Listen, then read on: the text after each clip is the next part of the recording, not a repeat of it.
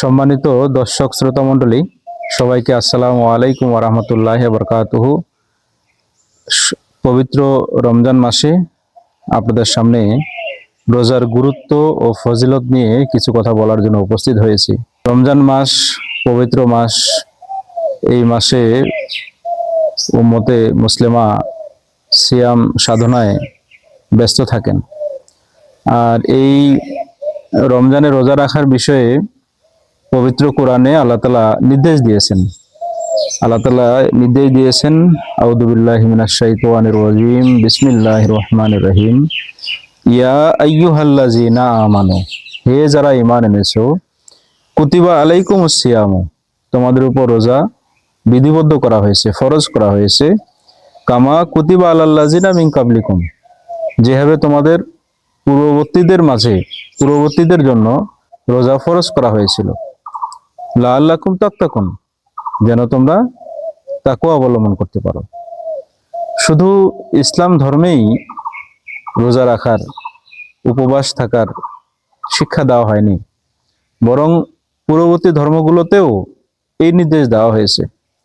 বিশ্বনবী হযরত মুহাম্মদ রাসূলুল্লাহ সাল্লাল্লাহু আলাইহি ওয়াসাল্লাম আমাদেরকে শিক্ষা দিয়েছেন যে ইসলামের ভিত্তি হচ্ছে 5টি।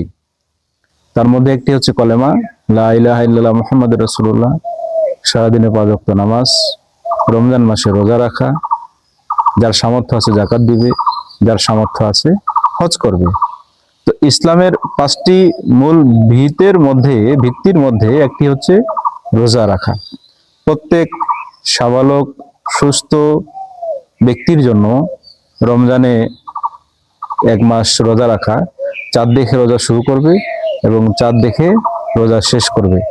যদি কোনো কারণে এই চাঁদ দেখতে সমস্যা হয় শেষের দিকে, আকাশ মেঘলা থাকার কারণে বা অন্যান্য কোনো কারণে, তাহলে 30 দিন পূর্ণ করবে। অর্থাৎ যে দেশে বাস করে সেই দেশে সরকার যখন রোজার ঘোষণা দিবে সেই অনুযায়ী রোজা রাখা, এবং সরকার যখন ঈদের ঘোষণা দিবে চাঁদ উঠলে সেই অনুযায়ী ঈদ উদযাপন করা, এটি ইসলামের শিক্ষা, এটি হযরত মুহাম্মদ রাসূলুল্লাহ সাল্লাল্লাহু আলাইহি ওয়াসাল্লামের শিক্ষা।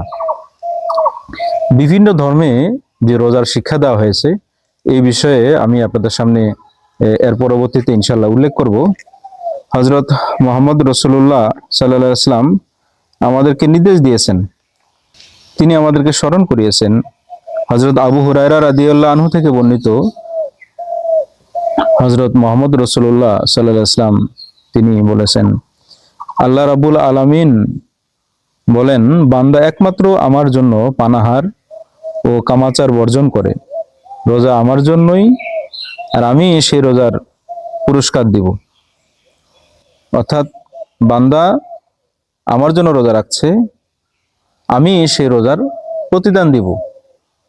অন্য রওয়ায়াতে বলেছে আমি সেই রোজার প্রতিদান। তো মানুষ আল্লাহ তাআলার সন্তুষ্টির জন্য হালাল বস্তু বর্জন করছেন, অর্থাৎ খাওয়া দাওয়া থেকে বিরত থাকছেন এবং বৈধ যে সমস্ত কাজ আছে সেগুলো থেকে বিরত থাকছেন। কেন? আল্লাহ তাআলার সন্তুষ্টির জন্য। সুতরাং এই আল্লাহ তাআলার সন্তুষ্টির জন্য যখন কেউ রোজা রাখে, আল্লাহ তাআলা স্বয়ং তার পুরস্কার দেন এবং দিবেন, এই প্রতিশ্রুতি দিয়েছেন।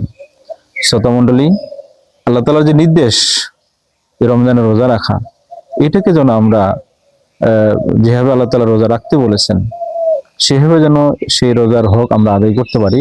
আল্লাহ তাআলা আমাদের সেই তৌফিক দান করুন।